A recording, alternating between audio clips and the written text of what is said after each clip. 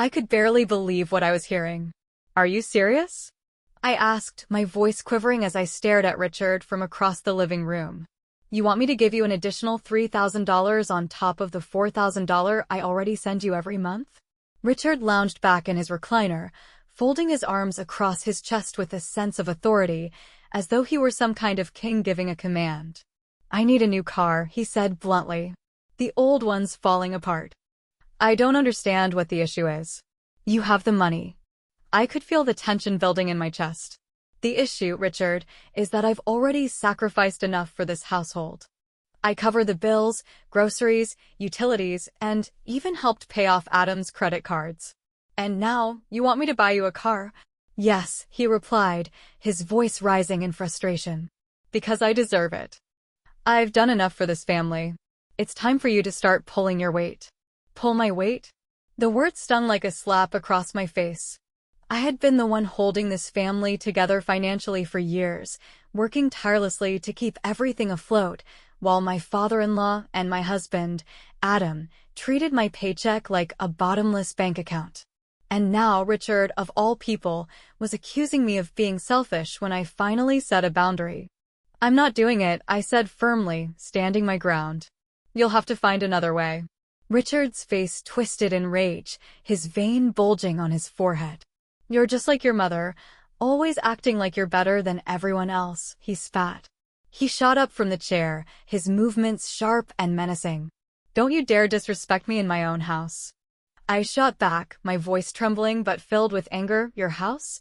This house is paid for with my money, Richard. Before I could react, he lunged at me, shoving me with both hands.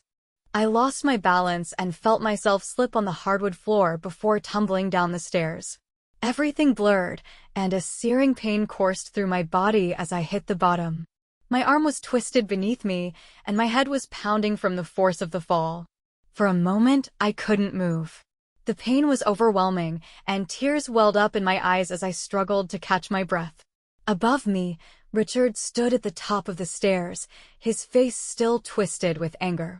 That's what happens when you don't respect me, he sneered before turning and storming back into the living room.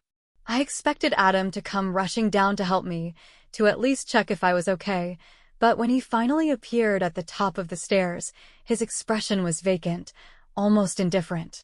You should have just given him the money, Maya, he said with a shrug. You know how he gets. My name is Maya, and for the past 4 years, I had been the one holding this household together financially. I married Adam thinking we were building a life together, but I quickly realized that his priorities were tied to his father, Richard. When Richard's health began to decline, I agreed to move into their home to help. What I hadn't anticipated was that helping out meant footing the bill for everything: rent, utilities, food, and even Richard's personal expenses. At first, I told myself it was temporary, that Adam and Richard appreciated my efforts, even if they never voiced it. But as time went on, their sense of entitlement grew. Adam stopped working entirely, claiming he needed to stay home to support his father, and Richard's demands became more frequent and unreasonable. I continued, despite everything. I convinced myself it was for the good of the family. But lying at the bottom of those stairs, bruised and in agony, the truth finally hit me. This wasn't a family, it was a one-sided arrangement where my worth was measured by what I could provide. And I was done. That night, I packed a bag. I didn't speak a word to Adam or Richard as I gathered my things and walked out. My heart raced with a mix of fear and resolve, the sting of their betrayal still fresh in my mind. I wasn't sure where I was going, but I knew I couldn't stay there any longer. I checked into a motel and sat on the edge of the bed, my phone gripped tightly in my hands. I could feel the weight of what had just transpired pressing down on me, but I wasn't going to let it destroy me. For years, I had been their safety net, their source of stability. Without me, they would fall apart, and this time, I wasn't going to catch them. The following morning, I made the call. Angela, I said when the lawyer picked up. I need your help. It's about my husband and his father. Meeting Angela, my lawyer, felt like taking my first real breath in years. She listened intently as I explained everything, how I had been solely responsible for covering all the household expenses, how Richard had demanded even more money for a car, and how the confrontation had ended with me at the bottom of the stairs. "You've been financially supporting both your husband and his father entirely on your own?" Angela asked, raising an eyebrow. I nodded. "For the past 4 years. Every bill, every expense, it all comes out of my pocket." "And is your name on the mortgage or deed of the house?" she asked, flipping through her notes. "It's all in my name," I said firmly. "They couldn't qualify for the loan without me. I pay for everything. I'm in control here." Angela's lips curled into a knowing smile. "Then this is your home, Maya, not theirs. We'll begin with eviction papers for both of them." The mere thought of evicting Adam and Richard stirred a mix of guilt and satisfaction in my stomach. For years, I had placed their needs above my own, convincing myself that I was doing what was right. But that night on the stairs, I came to a harsh realization. Kindness and loyalty meant nothing to people who only saw me as a tool to exploit. "What about Richard pushing me?" I asked. "He could have really hurt me." "We'll include that in the lawsuit," Angela replied with firm conviction. "You're not just evicting them, Maya. You're holding them accountable for their actions. We'll make sure you get the justice you deserve." The weeks that followed were a blur of preparation. Angela worked tirelessly alongside me, helping me collect the evidence I needed to back up my case. Bank statements, receipts, and even text messages where Richard and Adam demanded more and more. Seeing everything laid out so clearly was both validating and infuriating. For so long, I had convinced myself I was just overreacting, that things weren't as bad as they seemed. But the hard evidence didn't lie. I had poured tens of thousands of dollars into that house while Adam and Richard offered nothing but complaints and criticism. Angela also insisted that I document the incident on the stairs. "We need to show there's a pattern of abusive or threatening behavior," she explained. "This isn't just about money. It's about making sure you have a safe space moving forward." The word safe hit me harder than expected. For years, I had neglected my own emotional and physical safety, always putting the needs of others first. Now, for the first time, I was fighting for myself. At the same time, I started to quietly plan my escape. I found a small apartment near my job and began moving my things there, one carload at a time, keeping it all secret. The house still felt like a minefield, so I avoided Adam and Richard as much as possible. Adam hardly noticed my absence, spending most of his days glued to the couch or arguing with his father. Richard, on the other hand, was still furious over my refusal to buy him a car. Every interaction with him felt like walking a tightrope, but I stood my ground. The final piece of the plan was setting up a legal bombshell they would never see coming. Angela drafted eviction papers, forcing them to leave the house within 30 days, along with a civil lawsuit seeking damages for the assault and financial exploitation. "They're not going to take this well," Angela warned. "Be ready for some backlash." "I'm ready," I replied, my determination hardening. "They've pushed me around for far too long." The hardest part was keeping everything to myself. My coworkers noticed I seemed distracted, but I brushed off their concerns with vague excuses about stress at home. The truth was, I felt like I was living a double life, one version of me still playing the role of a dutiful wife and daughter-in-law, while the other quietly reclaimed her independence. At night, lying awake in my new apartment, I replayed everything that had happened. The anger and hurt threatened to overwhelm me, but then I would picture the moment I'd serve them the papers. I imagined Richard's smug expression shattering and Adam's indifference turning to disbelief. That image gave me the strength to carry on. Finally, the day arrived. Angela met me at the house, her calm demeanor providing the support I needed as we walked up the driveway. My heart raced as she rang the doorbell, the stack of papers feeling heavier than it should have. Richard opened the door, his face immediately darkening when he saw Angela standing beside me. "What do you want?" he growled. Angela didn't hesitate. "Mr. Williams, you've been served," she said, handing him the papers.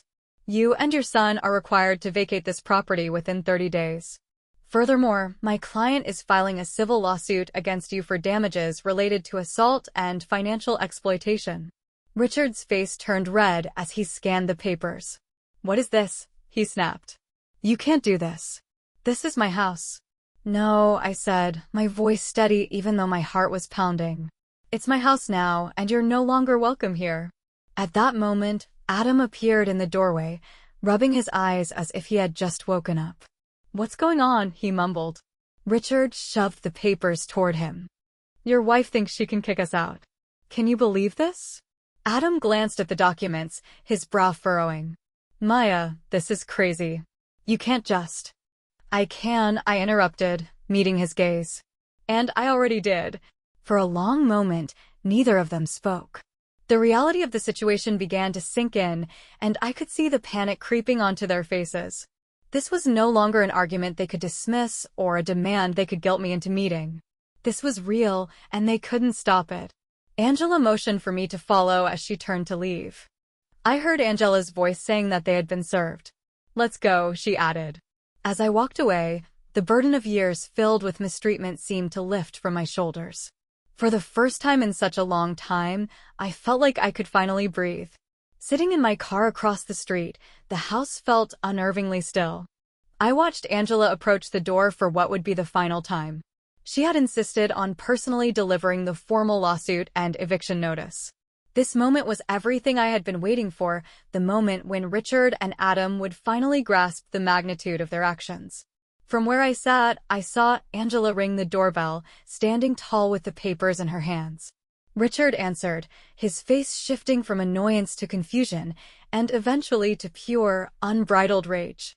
Even from across the street, I could hear his angry voice rise. "This is absurd," he yelled, his fists clenched in frustration. "She can't do this to me. I've been living here for years." Angela's voice remained unshaken, her tone steady and professional. "Mr. Williams, as I explained the last time we served you, this property is solely in my client's name, Maya. You were given your 30-day notice, and today, you are legally obligated to vacate. Failure to comply will result in further legal actions." Behind Richard, Adam appeared. His hair was messy, and his face still had the puffiness of someone who had just woken up. He squinted at the papers Angela handed him, letting out a groan. "Maya, seriously? What is all this?" Without missing a beat, Angela explained. "This is a civil lawsuit for damages totaling $20,000, which includes compensation for the physical assault, financial exploitation, and emotional distress caused by both you and Mr. Richard Williams. The legal proceedings will continue whether or not you vacate today." Richard's face turned a deep shade of red, his rage growing. He snatched the papers from Adam's hands and ripped them into pieces, throwing them on the porch. "You think this is going to scare me?" he shouted. "You can't evict family. This is my house." Angela remained composed. "That's for the court to decide, Mr. Williams. For now, the sheriff's department will ensure that the eviction is carried out." Richard slammed the door, but not before I noticed Adam behind him. His wide-eyed expression suggested he had finally understood this was not just another argument. This was real, and there was no easy way out. Angela walked back to the car with steady steps and slid into the passenger seat. "They're furious," she said, offering a small, wry smile. "But I doubt they'll do anything reckless. The sheriff will handle the rest." I let out a breath I didn't realize I had been holding. For years, I had been the one who gave in, constantly letting their entitlement, mistreatment, and disregard wear me down. But now, for the first time, the power was in my hands. It was unfamiliar, yet it felt empowering. As we waited for the sheriff, I couldn't help but imagine the scene inside the house.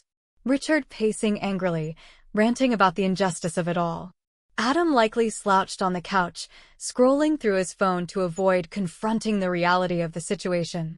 Their relationship dynamic had always been the same, Richard barking orders, Adam passively following, while I was left to clean up the mess. But that was no longer the case.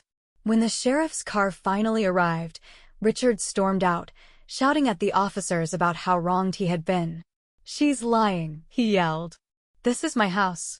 I've lived here for decades. You can't just throw me out." The lead officer calmly reviewed the paperwork Angela had handed him. This property is legally in Ms. Maya's name, and the eviction proceedings are valid, he stated firmly. You have been given ample notice, Mr. Williams. It's time for you to gather your belongings and leave immediately. I won't. Richard roared, his voice hoarse with fury. You'll have to drag me out of here. Adam stepped outside, holding a hastily packed duffel bag. His eyes met mine from across the street, filled with confusion and anger. Why are you doing this, Maya? He called out. We're family. The word family hit me like a dagger. They had used that word for years to manipulate, twisting it to justify their entitlement and disrespect. But I wasn't going to let it control me any longer. I stepped out of the car and met Adam's gaze with a calmness I didn't know I had. Family doesn't push you down the stairs, I said evenly. Family doesn't steal from you and treat you as if you owe them everything. This house is mine. My life is mine. And I won't let either of you take anything else from me. Richard shouted something incoherent from the porch, but I didn't hear it. My attention was fully on Adam, who stared at me for a long moment. For the first time, he had no response, no defense. He just lowered his gaze, slung the duffel bag over his shoulder, and walked down the driveway without another word. His father remained on the porch, fuming in his anger.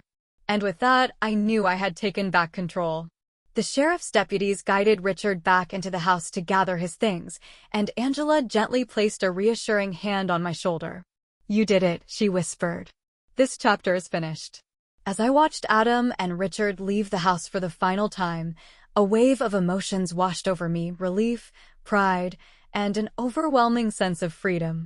This wasn't merely a court victory, it was a triumph for me personally. For the first time in years, I had stood up to those who had tried to belittle me, and I had won. Turning to Angela, I offered a small smile. Let's go, I said. I have a life to rebuild. The house felt incredibly spacious after Richard and Adam were gone. As I wandered through the now silent rooms, I was struck by how different everything appeared. Without their constant presence, the space that once felt suffocating now seemed like a blank slate, an area I could finally call my own again. The sheriff had only just left, taking with him the last traces of their sense of entitlement. Richard had fought until the end, complaining bitterly about the unfairness of it all, but there was nothing left for him to hold on to. Adam, however, had been silent, just a shadow of the man who had once promised to build a future with me. Seeing him drag his duffel bag down the driveway was a bittersweet moment. I no longer felt anger toward him, only a deep sense of pity.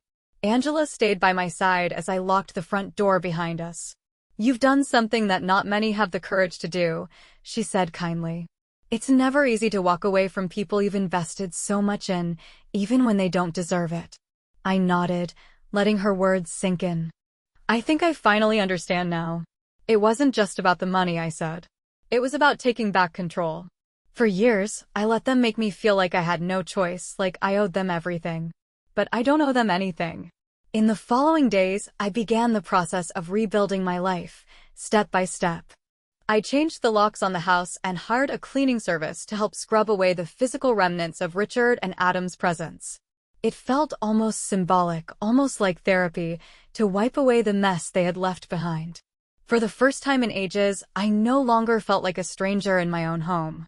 Friends and coworkers reached out to offer support. You're incredible for standing up for yourself, Lily said over coffee one afternoon. It would have been so easy to keep tolerating it, but you didn't. I think I just hit my breaking point, I admitted. When Adam told me I should have given Richard the money, I realized he didn't care about me at all. And if he didn't care, why was I giving so much of myself to him? Lily nodded in understanding. It's hard to see it while you're in it, but you're out now. That's what matters. Richard and Adam tried to get in touch with me once, but I ignored their calls. Angela reassured me that they had no legal grounds to challenge either the eviction or the lawsuit. You've already won, she said confidently, and I believed her. For the first time in a long time, I felt untouchable. I shifted my focus entirely to the future. I started looking into new career possibilities and revisited hobbies that I had abandoned long ago. Without the weight of their demands, I had the freedom and energy to invest in myself. I even began considering selling the house, my house, and moving to a new place, somewhere that wouldn't remind me of the past. One evening, sitting on the patio with a glass of wine, I allowed myself a moment to reflect on the journey that had led me here. It had been anything but easy, but every step, every painful lesson, had taught me something about my own strength. For so long, I had let others define my worth, but not anymore. I looked out at the calm street as the first stars began to appear. For the first time in years, I felt completely free. This was my life, and I was finally living it on my terms. A few months later, my life had been completely transformed. The house I had once shared with Richard and Adam no longer felt like a prison. It was truly mine now. Every room, every corner, reflected the new life I was creating for myself. The walls that had once reverberated with their demands and entitlement were now filled with peace and quiet. I had finally put the house on the market, a decision that felt like the final step in closing that chapter once and for all. Angela helped me navigate the legal and financial aspects, and the lawsuit against Richard was moving forward in my favor. The compensation I stood to receive wasn't just about the money, it was about holding him accountable. Knowing that he would face the consequences of his actions brought a sense of closure in itself.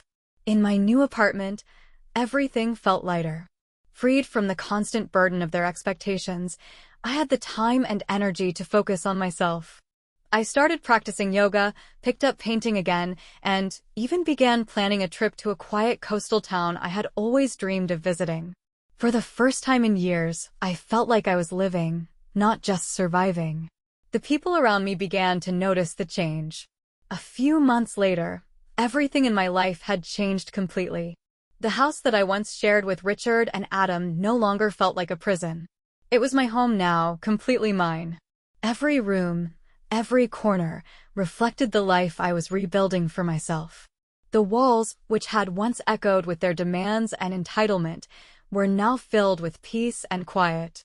Finally, I had placed the house on the market, a decision that symbolized the closing of that chapter for good. Lily noticed a change in me during one of our regular coffee dates. "You seem happier," she remarked. "It's like a burden has been lifted." With a smile, I responded, "Because it has." For so long, I had believed that leaving meant I was giving up. But now, I realized that walking away had been the bravest decision I'd ever made. Lily raised her cup in a playful toast. "To brave new beginnings." "To never settling for less," I added, tapping my cup gently against hers. The absence of Richard and Adam no longer had a hold on me. The memories of that night, of what had happened on the stairs, no longer haunted my thoughts. I no longer questioned whether I had made the right choice. I knew deep down that I had. They had tried to diminish me, to make me feel insignificant, but in the end, their actions had only made me more resilient. I didn't need their apologies or explanations to move forward. I had created a new life for myself, a life they had no part in, and that was more than enough. A few weeks later, the final judgment for the lawsuit came through. Richard was ordered to pay damages. Although I doubted he would ever truly take responsibility for his actions, the ruling provided a sense of closure. It was a legal acknowledgement of everything I had been through, a confirmation that my story was important. The day I handed the keys over to the new owners of the house, I stood in the empty living room one final time. The memories flooded back, the anger, the pain, the sense of betrayal. It was all still there, but it no longer had a hold on me. I had regained my strength, and in doing so, I had rediscovered who I truly was. As I walked out of the house and shut the door behind me, a feeling of peace washed over me. It was a sense of calm I hadn't known in years. The road ahead was wide open, filled with endless possibilities. For the first time in a long while, I was eager to see where this journey would take me. This wasn't merely the conclusion of one chapter. It was the start of a new story, one that was entirely mine.